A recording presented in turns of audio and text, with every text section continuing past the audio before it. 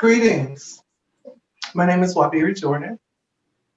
I'm grateful to be here today to start off this conference. I'd like to take a little bit of a moment to acknowledge the land that I'm in, Connecticut. I forget all the names of the tribes at the moment, but I am here on land that was inhabited by people before Europeans colonized it, and I honor those people who also aided and sheltered us Africans.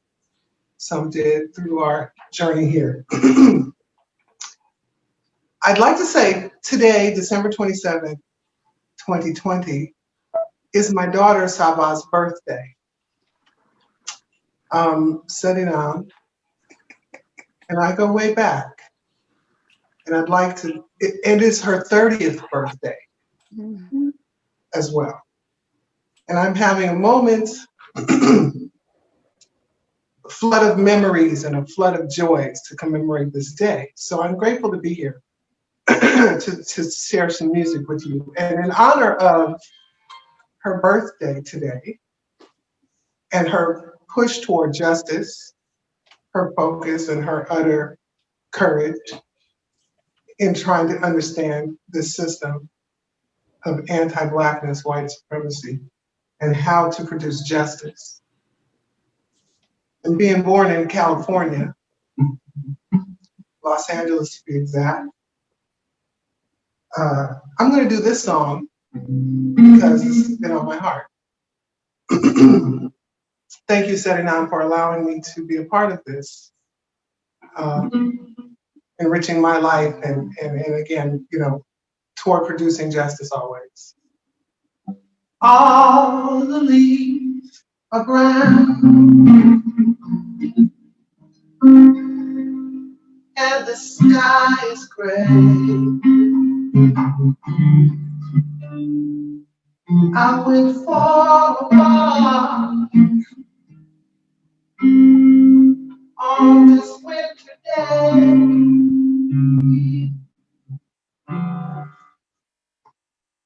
I'd be safe and warm if I was in LA. California dreaming on this winter day.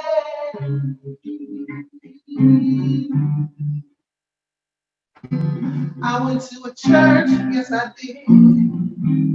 I stopped along the way.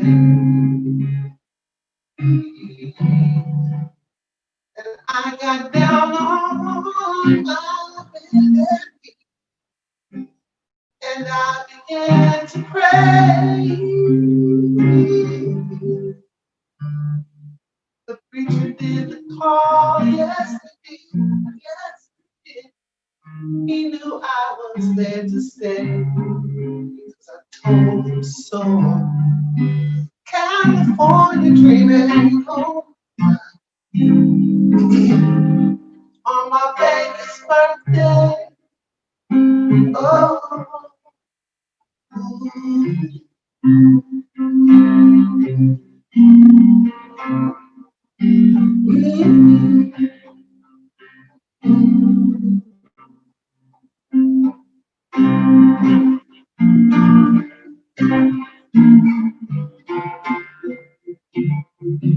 All the leaves are brown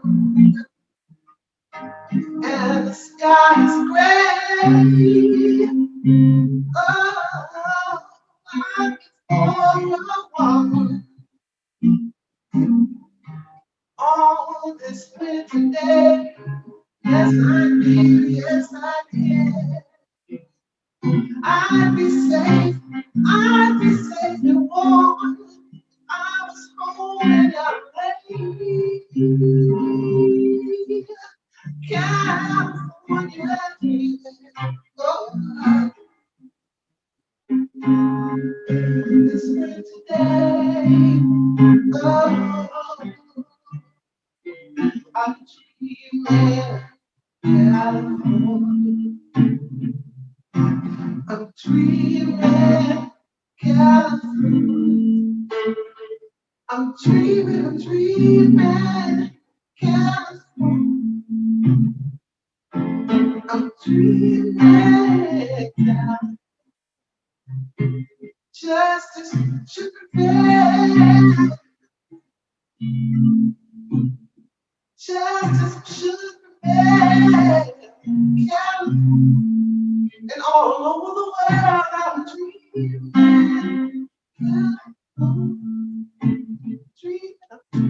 I'm dreaming, California.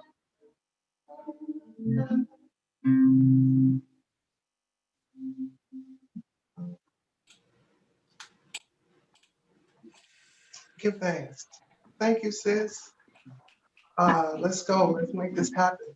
Let's get some balance back to the world. Justice, justice. Probably. I'm gonna mute myself. All right. Well, first, like to thank Wabiri Jordan for that opening song for this evening's event. Want to welcome everybody to the Winter 2020 Roundtable panel discussion on developing a 12-month plan of action to end racism, racial discrimination, xenophobia, and related intolerance globally. One race, the human race. Want to first start off with offering everyone up a chance to offer land acknowledgements and any honors they'd like to bestow to anyone. For me personally, as far as land acknowledgements are concerned, where I'm at in Central Ohio, we have the Shawnee, the Delaware, and the Wyandotte. I'd like to pass on to whomever else would like to begin. I guess it would be probably up to you, and I see you're currently muted, so there you go. Yeah, I'm on the land of the Potawatomi, and specifically the Pokagon Band of the Potawatomi are still very present here and active, and I'd like to acknowledge them and the stewardship they gave to the land historically, but also their current work. Okay. I guess at this point, it'd just be introducing the facilitators. I'm John Anderson. I'm currently the chef de cuisine at Willowbrook Christian Communities in Delaware Run. I'm a former secondary education educator. Since I've stepped away from the education field, I'm still actively involved in liberal groups and progressive groups trying to find ways to help the communities and help forefront liberal agendas. And I'll pass that on over to Senanam. I'm going to go back so that we can get us individually to honor individuals and organizations that made time and effort to create the better world. So anybody like to share a name, an organization who they feel connected to the good work that's been done in the good fight and the good trouble? Well, I'll start by naming locally here, we have an organization called the Civil Rights Heritage Center, and it is in a building that previously was, when it was first built, it was the former local natatorium, and when the building with the natatorium was built, it was a whites only space. And then sometime, I think in the 1940s or so, it became a segregated space by day. So Black people were allowed to go there certain days of the week, and white people were allowed to go there other days of the week. At some point, it became an integrated space, and then at some point it closed down, was just kind of vacant for years. And then a few years ago, they reopened it, renovated it, and turned it into a museum and a living space where people are having critical conversations about anti-racism, other forms of discrimination and oppression. So it's the space as well as the people who curate it. I'd just like to honor them and bring them into this space today.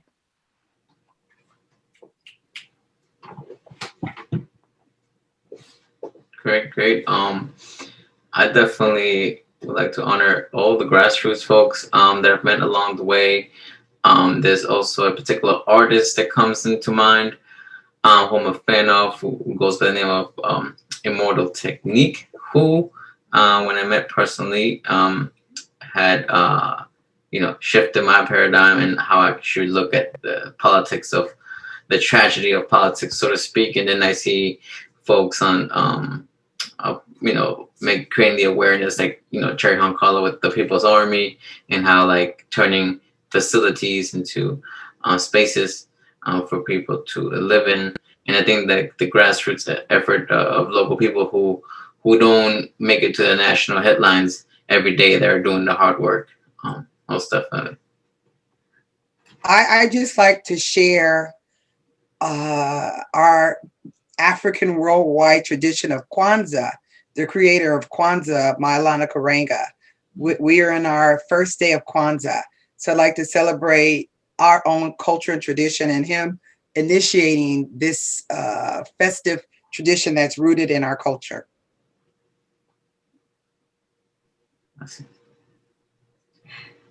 Well, I guess I'll throw it an honor as well that back to Butler A. Jones, Dr. Butler A. Jones, leader of the civil rights out of Central Ohio. He was, as I've mentioned before, Martin Luther King Jr.'s middle school teacher back down in Alabama, and had really impacted me when I've met with him to really evaluate roles in racial relations, and understanding specifically that sometimes you have to leave the past in the past and try to look forward rather than be embracing the past too fully.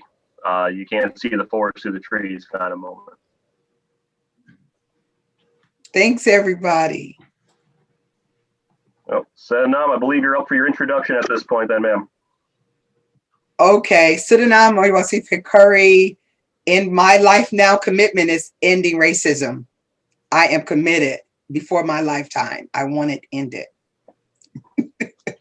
Back to you, facilitator. Yeah. So for the purpose of tonight, the purpose is to develop a 12-month plan of action to end racism, racial discrimination, xenophobia, and related intolerance globally.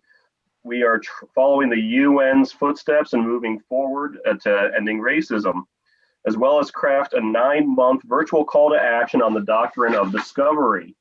We're also focusing on the Papal Bull, also known as the Intra-Catera, issued by Pope Alexander VI on May 4th, 1493, which played a central role in Spanish conquest of the New World. The document supports Spain's strategy to ensure its exclusive right to the lands discovered by Columbus the previous year.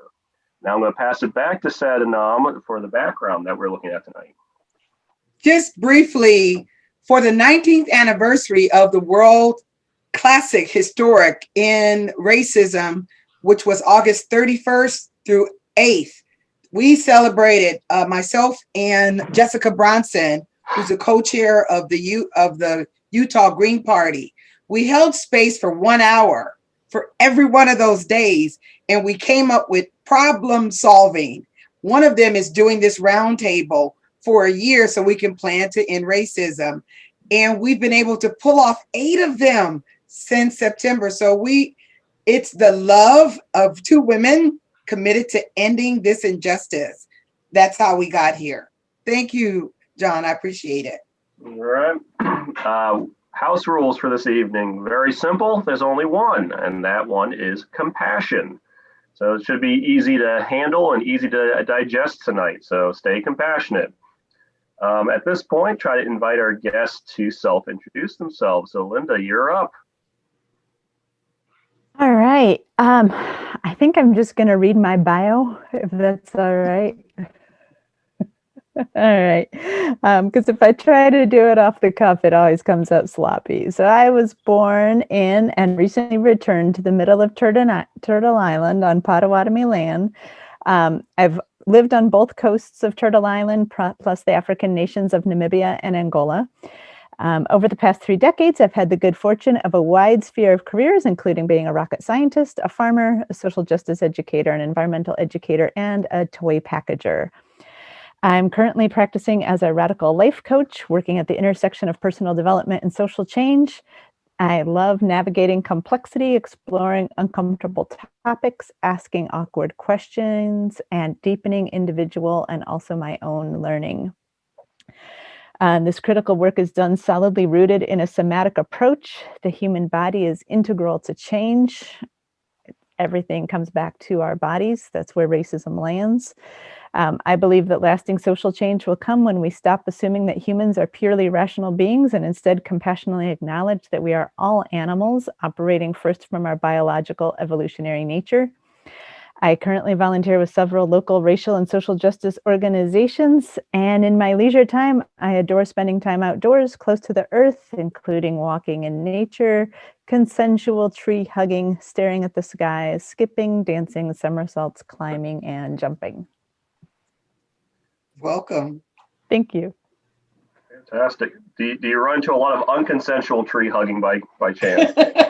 Not yet, but I'm always wondering whether or not I'm hearing well or not, Still learning to listen for that consent. That's the first time I've heard that term, and I'm going to be spreading that throughout the world starting tomorrow, I promise. And I You guess got him. I would say See that smile? the only other person who hasn't introduced themselves, Mr. Zero Condition, sir. Would you like to throw us out there, please, sir? Yes, most definitely. I am in Maryland in the DMV. Respects to the natives, Tupelo, before colonization, and the removal of their original sacred land. Also, I am a spoken word artist. That is, doing my best to spread consciousness at every level and every platform in my area, DMV, and across every beautiful people that I meet, such as here. And I am also doing my part in contributing with the Ending Racism Roundtable. And I've feel like this is a very important subject that needs to be tackled every day in your everyday life and everyday politics with friends, with family, and we just got to find a way to bring about these solutions. Fantastic. At this point, pass it right back to Sadna one more time for the roundtable format so we can start rolling through here. Okay, since two of our guests weren't invited, I'm going to ask Linda to just go through, and if she has a pause, and if anyone likes to share, then I'll invite you if she pauses. Linda, can you start with the first category and the first question and share with us? Sure. I actually printed out what you just emailed me now, which isn't the part by category in question. Should I pull that up real quick? Because I can copy and paste it in that would be awesome. The chat. Let me send that to everybody. I'm sorry, y'all. Oh, where is it? Look, now I got. Ooh, wait a minute. See, it's on my phone. Okay, let's see. I have it in my email someplace. I can find it real quick. You know what? This is really quite interesting. I'm going to read it. I want you to read it, but I will. I will read it. Category 7 category. Oh, I think you might want to pull it up because this is like unreal. I think doing too much. So Linda, why don't you pull it up? Because it's something I have to come out. How do I come out of here without getting cut off? Oh. Exit full screen. I did. Maybe I exited full screen. No, I did it. I'm good. I was able to get out without losing myself. Oh, it's not letting me paste. That's okay. I will. Okay.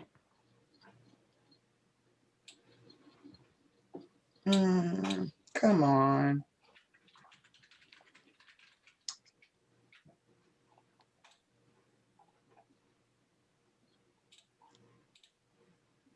So the categories are strategy, beloved community, public engagement, and next level understanding. So I'm going to copy those now so that we all have them in chat.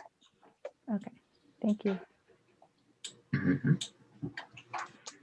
Okay, and then now the questions for those categories are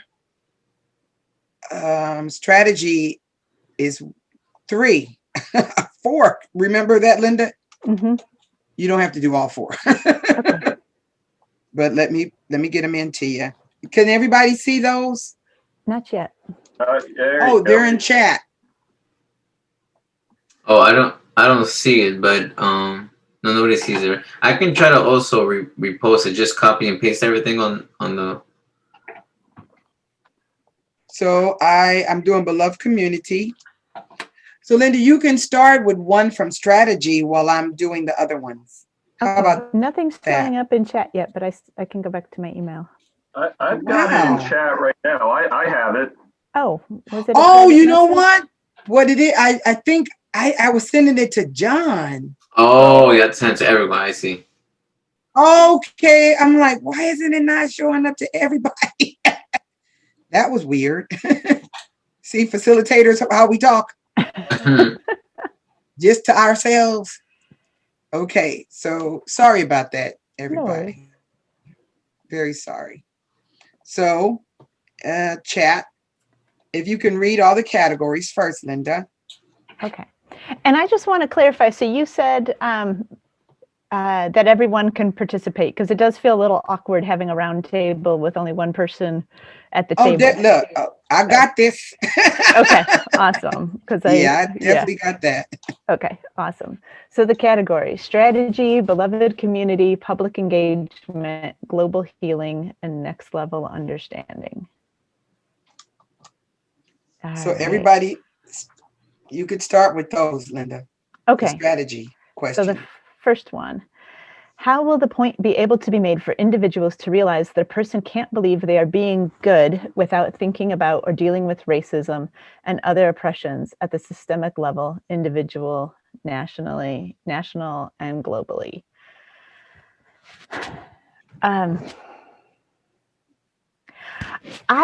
I personally always struggle with questions that involve making people realize something, because I always ask the question, do I realize this thing? Because I feel like so much of the current system of white supremacy and domination is very much internalized in a lot of us. And part of the process of dealing with racism is not only addressing it in others, but also the ways we perpetuate it in ourselves. And so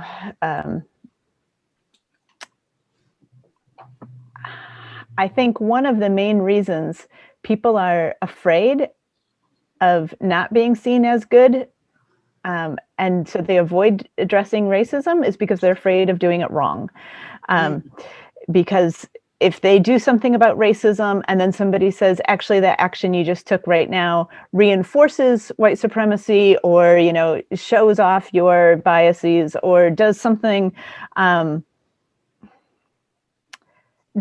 where they will be labeled as not good, it's scary. It's really scary, especially I find for people of European ancestry, the idea of being labeled as bad is absolutely terrifying.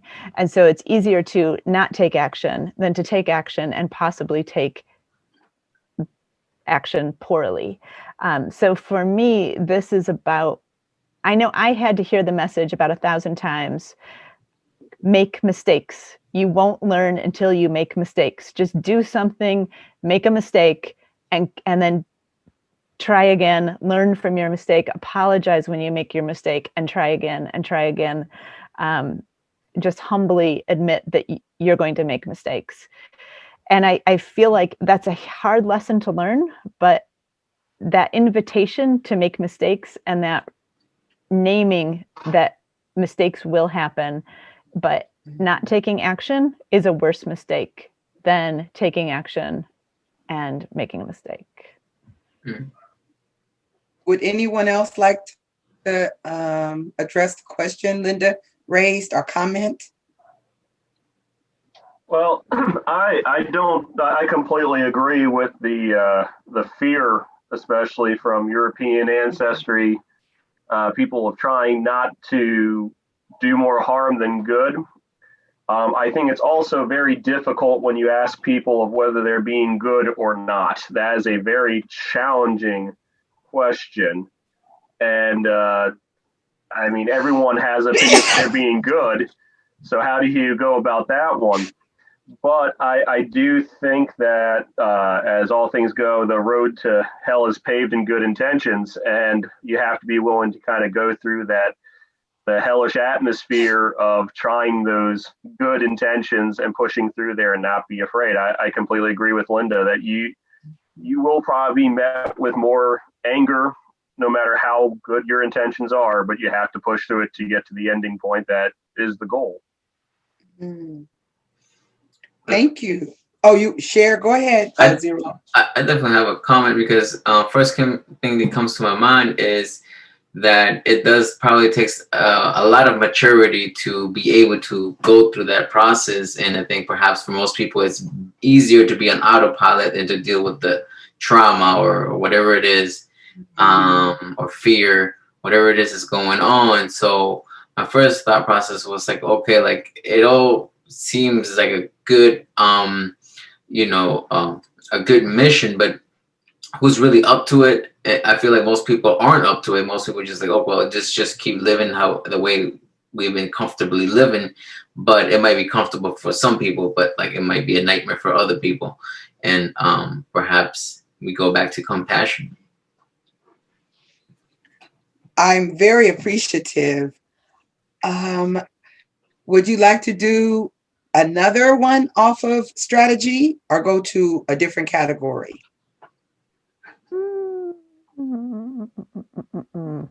I'll address B quickly. Okay. Is cancel culture and the Olympics of oppression an effective strategy to build up an organized and unified response to the racist United States systems? I'm assuming by the way the question is worded that the person who asked it believes that they are not a good way, and I would agree with that person, that cancel culture has only served to further divide people and make people terrified to take action, like the previous question. I feel like I've been really curious about what goes on in the mind of a Trump supporter, and so I've done a little bit of homework here and there of trying to compassionately read the Facebook posts of friends of mine who are Trump supporters and try to figure out where would I have to be to agree with this statement. And I feel like a lot of it is feeling completely pushed out by cancel culture, feeling like I can't do it right, so forget it. I'm just going to give up on even trying, and I'm just going to align with these other people who accept me. And so, yeah, I feel like that has mainly just served to further divide us. Any other shares or ask on this B strategy? I definitely would like to ask about the mentioning getting into the mind of a Trump supporter. Perhaps I've definitely been curious about that. So maybe I want to ask something that's related to that, because when I was just getting more aware with that people who were flooding into DC to show support for Trump under the Proud Boys organization, and they're claiming that they're like Western chauvinists, whatever that means. And going back to what you were saying, like, well, they just maybe they want to feel part of something or aligned with something, and because maybe they've given up. So yeah, my question is on that, like, when, how, to what degree is it even worth dealing with people who have their minds already set, especially in situations where they are showing up for violence, and there's a reaction from people who feel threatened by them, but at the same time, supposedly the police is supposed to do their job, but then we have issues with the police too. So clearly our taxes are not even being used properly. So to what degree, like, is it even worth dealing with folks at that level, or should we just drop those pieces and keep moving forward? Okay, unless John, you have something specific to that point, we're going to move to the questions that were listed, but a really good point, and that's something we can develop and follow up on for sure. Why don't we keep moving on the agenda, then that way we don't miss out. I'm sure my thoughts will be echoed by others in different ways throughout this agenda. Okay, so I posted the second category in question. Linda, if you can please take it. Okay, beloved community. How do we create the beloved community concept globally? Happens when members of the human race, various ethnicity, educationally diverse levels, class, gender, sexual orientation, backgrounds, identities come together in an interdependent relationship of love, mutual respect, and care that seeks to realize justice within the community and in the broader world. That's the million-dollar question, isn't it?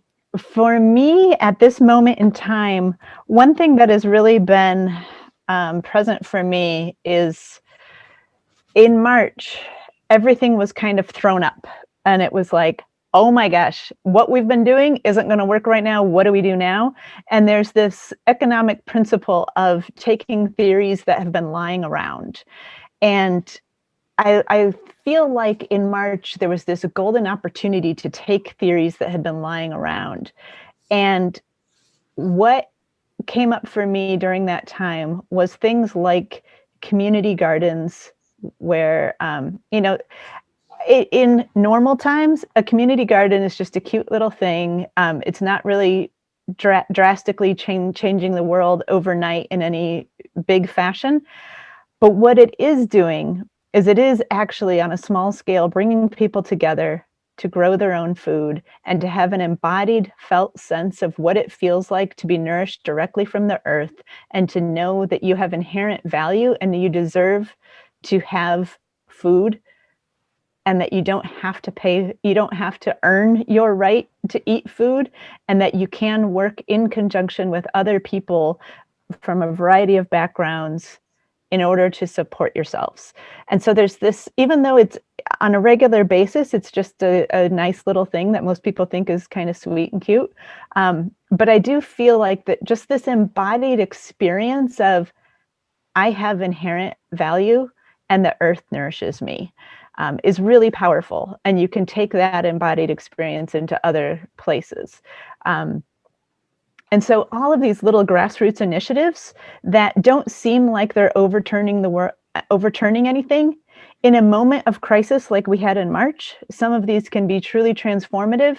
And also, for me, the important piece of that is, although the beloved community globally is kind of hard to even imagine how we get there from here, but if each person has had a felt experience, even on a tiny scale, of working in partnership with other people and feeling supported and a sense of belonging, that's one tiny step towards it. Globally is the million-dollar question, but at least for now, these small steps. Any share? Well, I would throw out the fact that trying to get everybody to go outside and embrace every single person around them is a ginormous challenge.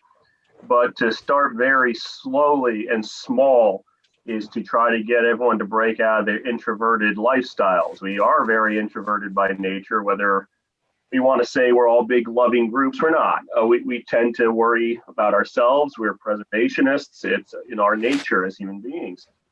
But to take that brief moment to break out of that shell and just get to know the person next door to you, the person next door to them, the person behind you. You go to a store and really embrace what you're noticing and really see everybody around you as a person, not what your purpose of being there is, but just kind of open your eyes and see what everyone else is doing and how they're doing and why.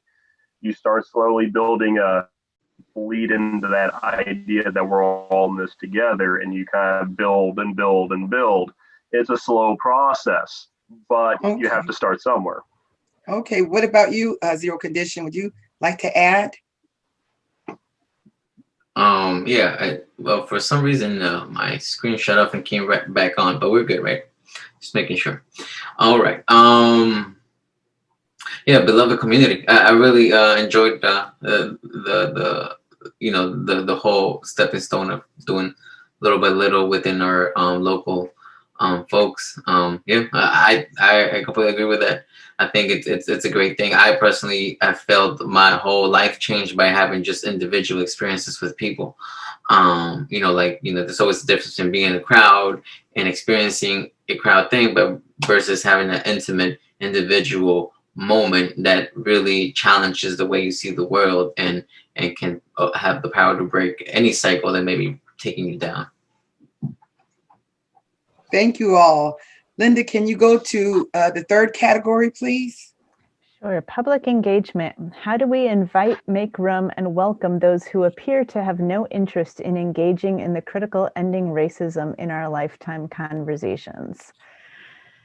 I guess this kind of relates to Zero's question before. And I think for me, I'm going to distinguish, though, with Zero's question before of the people who are actively opposed to having the conversation, like the Proud Boys, versus people who just appear to have no interest, who are, kind of just, as he said before, just kind of going along with the status quo. For me, what has been interesting to me is engaging those people where they feel the impact of other aspects of systemic oppression. So they might not feel the impact of racism because they may be in a dominant group that is receiving the privilege of racism, but they may be impacted by class oppression or ability or some other thing. And when you engage them in that and they understand how this entire system of white supremacy is still not allowing them to live their full life, and then you make the linkages from the thing that they're experiencing to racism, and they understand how this is just another part of the same thing, then they're often more open to engaging in the conversation on racism once they understand that this entire system impacts them negatively as well. Regarding the Proud Boys conversation, I almost feel like I'm not interested in engaging in shouting matches with anyone, and I don't feel like shouting matches are productive. And until people are willing to sit down and listen and engage in respectful dialogue, I personally am of the stance of you just can't until somebody's really ready to listen, sit down and listen and mutually listen. That's where I am on that part. Any shares, John and Zero, on this point? This question actually about public engagement. Well, I would say that trying to understand who you're speaking to, as soon as you approach this group, no matter who they are, Proud Boys or anyone different, and pointing out right at the very beginning of the conversation, you're wrong, let me tell you why, and let's talk about why you're wrong, you're already putting up the wall before it starts. I have found that to try to go back to the personal level of understanding who they are, you can start grasping why they belong to an affiliation, why they belong to an ideology, but you have to understand who they are as a person, regardless of whether you agree with them or not. From there, that's where you find your mutual ground, and that's where you start going back from that introverted, there's me and what's my problems, and you start seeing how you can affect everybody as a whole. Yeah, I can just share a little bit just the sentiments that I've witnessed as far as, you're right, a lot of people want to engage in shouting matches and everybody wants to feel justified, and it's not productive. But I do see, like, that do relate to where some of these folks may be coming from, as far as like not the anti-Trump movement folks. I understand like where that sentiment comes from, although I don't think it's productive to just focus on one little thing when we got so many other things to battle with.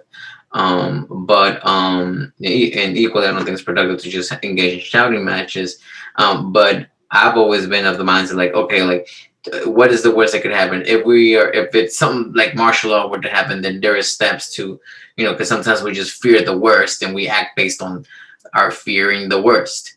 but it may not, that might not be the true reality. So so I, you know, in those situations, I think it's being level-headed and being logical with folks on the ground who are just mainly emotional, you know. And I think a lot of times they just need a direction or a guide to put the energy to something of value, you know, that, you know, like, it doesn't, you know, they want to put the energy into shouting, and I get where you're coming from, but we can be more productive in putting our energy over here, you know, whether it's, you know, going to the council, or whatever steps need to happen to improve our conditions in regards to resources and stuff like that.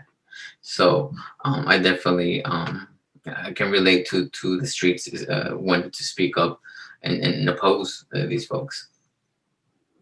Thank you all. Linda, can you go through number 4, global healing, the question, and then we'll do 5, and then we'll have an interlude with Okay. spoken word. Awesome. Thank you.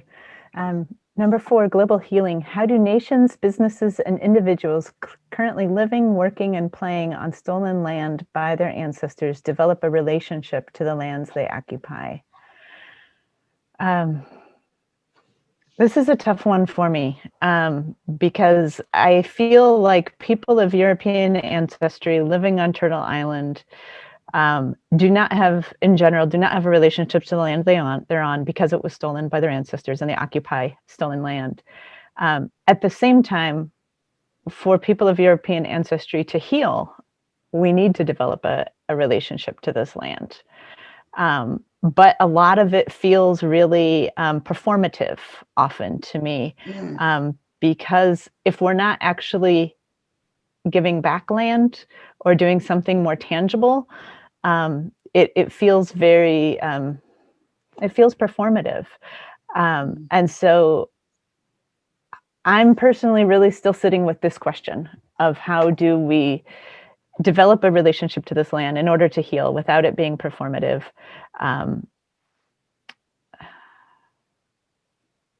Yeah, I'm gonna just leave it as a question because it's one that's still working on me. Okay, I'm gonna put the last one up only because of time. If we can, we'll come back. The fifth one has 2 questions. Our 5th and last had 2 questions, Linda. So I'm putting those up. If you can read, I'd appreciate it. Next level understanding.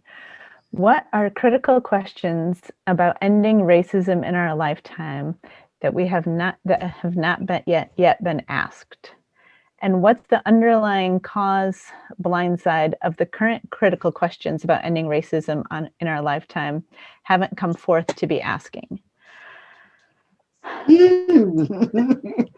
So for me, these questions are about, what are we not seeing? What can we reframe? What, we only know what we know. And so we're asking questions based on where we currently are.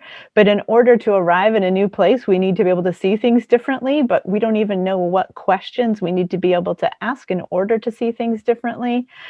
And so obviously I don't know what the questions are that we need to be asking, because I haven't gotten to that place that we need to be at to be able to see things differently, to ask a question from a new place. But I love this pondering of, what don't we know yet? What are we not seeing? How can we see things differently? I think part of this question arose from a frustration that a lot of fighting against racism, this war mentality where it's an us and a them and we can win this war, seems to be perpetuating a lot of that dualistic thinking that is very familiar in European ways of thinking. And this question, I like to think it kind of invites a more creative response, but I certainly don't have answers for it.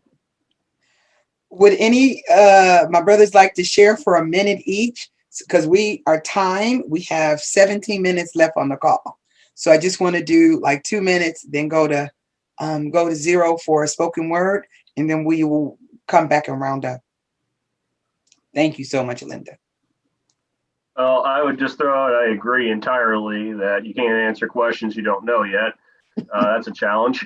But the big question that I would just pose is, when do we stop using terms like Europe and African descents and all these as a comparison of one or the other? We always want to put people in categories. When do we really embrace the concept of just humanity? I think until the terminology ends of trying to categorize everybody, there'll always be a us versus them. There's no way you can look around it. You're creating the concept before it's even begun. So what do we do when do we stop that and just look at everyone as a human being as opposed to other categories? Thank you, John. Zero? The mental duality. I feel like it's a very deep subject, and I've definitely have written on it from an artistic level. I've also gotten perspectives from scholars in, like, let's say, Nigeria, who have like a lot of like traditional tribal, kind of spiritual understanding, and it seems like one doesn't exist without the other. Sometimes in certain cases, like, how can you know love without knowing hate? Is that possible? Or is it possible to know hate without love? It's, and one of the things that I always visualize in my head is that something that was said to me, that often we have many thoughts, conflicting thoughts maybe coming to us, but it only realizes when we put it into action. So I may understand the level of hatred. I may understand hate from a self-hatred perspective. I may understand love, but I have to choose every day. Every day I have to choose that I'm going to love. Every day I'm going to choose that we're going to build, we're going to be productive, even if a force of nature may bring it down at any given point. So that conflict of duality maybe doesn't have to be a conflict if we consciously choose. Thank you both. Thanks, everybody, the brothers and the sister. So we could take some time, Zero, if you could please share some spoken word with us. We'd be very appreciative. Yes, of course. And I want to actually, dig into this poem that deals with mental, conflicts. It's a little bit more deeper than my usual political kind of like just outburst. Whereas I was in a moment of introspection, thinking about how I can take responsibilities for my actions, and when it comes to relationship, given that everything is our whole reality evolves out of relationship, out of having a relationship with ourselves, with our environment, with our surroundings, with the people that claim to love us, and sometimes they may not know, or we may not want to be loved, and we may not know how to love somebody, and this consistency comes into this poem, and it goes, missing every contact. It's a beautiful collide, the way your vibes illuminate my life. I'm blessed just to be alive, walking on thin ice. It's worth the risk just to feel your beauty heating within. Effortlessly, how a smile from the words deliver my soul as I lose control. Gotta stay moving forward. Sorry, love. Wish I could provide, but emptiness inside got me selfishly retreating from proximity. Your energy imprinted in my heart. I must let go. This train never stops, and we're forced to pick a side when time is of the essence. I used to blame everyone but me. Then I realized the problem is I. Opening my eye just to shift mentality. Your body language triggering every part of me, losing grip of actuality. Your spirit is my guide when I'm lost in the wilderness. Help me find the light is what I pray every night. When I dream in my mind, you are there all the time, holding me tight. But I believe the lie that I fed to myself. The boundary is blurred, so it's hard to respect when I'm invading your space. Gotta do my best to deal with reality. We were never meant to be. Instead, you were chosen to live a higher calling. I'm just your disciple, and every tear is a lesson with more questions than answers. I'm blessed just to know your existence. You gave me a reason to feel this emotion. So despite any pain, I'm glad that you came. Above all the rain is the light, is your light that makes way. And this poem is exclusively actually to the divine feminine, which we all come from. And we have to, you know, often Do right by us. do right even when we're wrong. Recognizing that Yes. failure is That's a married man, though. failure is momentary. We got to pick ourselves up, back up, and keep pushing. Amazing. Amazing. Thank you so much. Blessings, y'all. Thank you. Thank you. Thank you. John, if you want to go back to be a facilitator, we have a kind of a review. If we're going to take just 2 minutes to do a bit of a review. Linda, I think this was your first one, but John and I and Zero, we've been on this train since August. So I'd like the two of you to just say 3 things that have been impactful, and then 1 thing we can do better. How about that? That's all. Not much. I would definitely say the opportunity to discuss topics like this with a lot of different people, a lot of different backgrounds. I would definitely say you've been hitting the different quadrants of the country pretty well now that you got some Midwest, East Coast, and West Coast. I think we all bring a little something different to the table. And it's been refreshing to hear so many different mindsets. It shows that we all have a common goal. And I think that's the part that's been making me feel a little bit more spirited about it. But I'd say a lot more open dialogue is what we need. A lot more open dialogue, and still that embracement of looking towards tomorrow and what we can do together rather than being bogged down by feeling the oppressions of the past. Until we can break past those shackles, we will always hold ourselves back. What can we do better? No, I just said it. Stop living in the past and looking towards the future. Oh, no, I'm talking about for the round table. Well, get a square table, then everyone can sit there and feel more comfortable. I'd say more of these dialogues. That's the big thing we need to keep on doing here. Okay, keep more. Going and keep the controversial conversational topics. We need to keep it going. Thank you so much. My brother?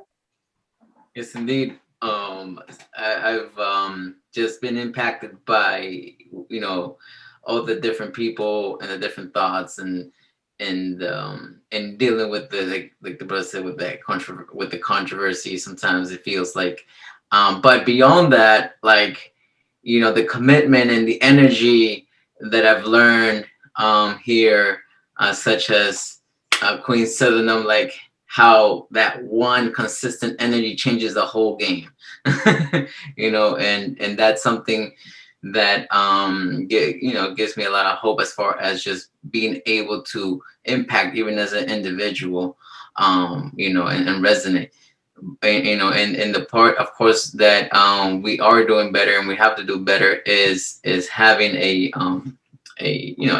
having that technology in the grip. And I think we're getting to the point where it's we're gonna find a consistency into that too. So I'm glad to step up and do my part on that note. Thank you both.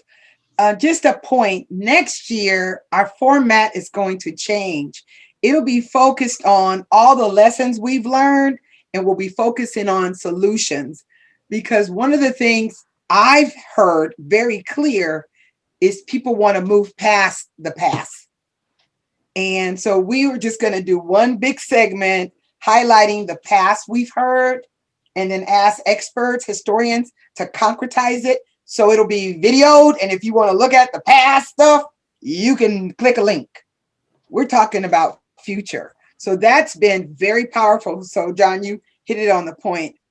The other thing is that we initially were just focusing on getting 193 people from different nations. And that's proved very difficult because of the time zone and our technology. So we are going to ask like academics from overseas to be involved, because the regular people, we can't keep it rolling. I think Zero, we had a brother, I had to hold the phone to the techno. It just doesn't work. We've tried. It ain't working like that. So we've had to accept a slight limitation until we're able to make sure the time zones work for us and them, and the technology works for us and them. So we're all together. So if we can, we have 6 minutes to wrap up.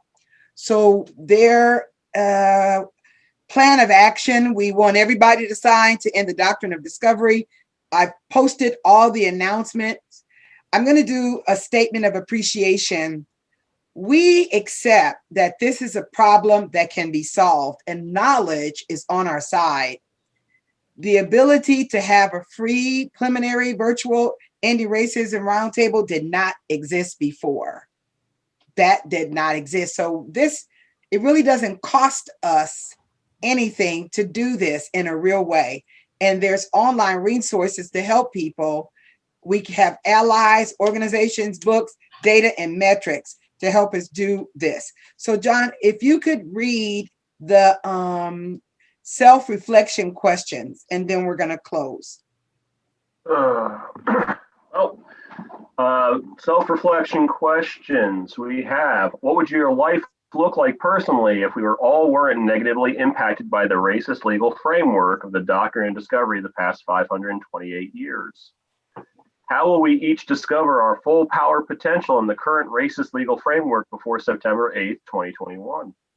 How could you contribute more to yourself, family, and relationships, community, and the planet if you were free to operate without the current racist legal framework regarding the legal doctrine of discovery? How do we document, analyze, and deconstruct every tool created that have allowed the current racist legal framework created by 528 years to bring awareness to humanity? What steps must be taken to remove at each level of consciousness, erase the past 528 years of the current racist legal framework regarding the doctrine of discovery? What is the one thing you can do right now to show your commitment to embodying your fullest potential outside the racist legal framework? And I just lost. What must die past lay? I have a feeling I'm missing a part of that. We're just going to go with what must die past lay. Also, what step must be taken to remove at each level of consciousness a race at the past 528 years of the current racist legal framework? What is the one thing you can do right now to show your commitment to embodying your fullest potential outside the racist legal framework? And that's where my must die thing popped up. What must die past leave for us to live? So now there's life after death. Who knew? That's the questions to be considering going forward. I'd like each of us to say a word that when racism ends, what it's going to feel and look like.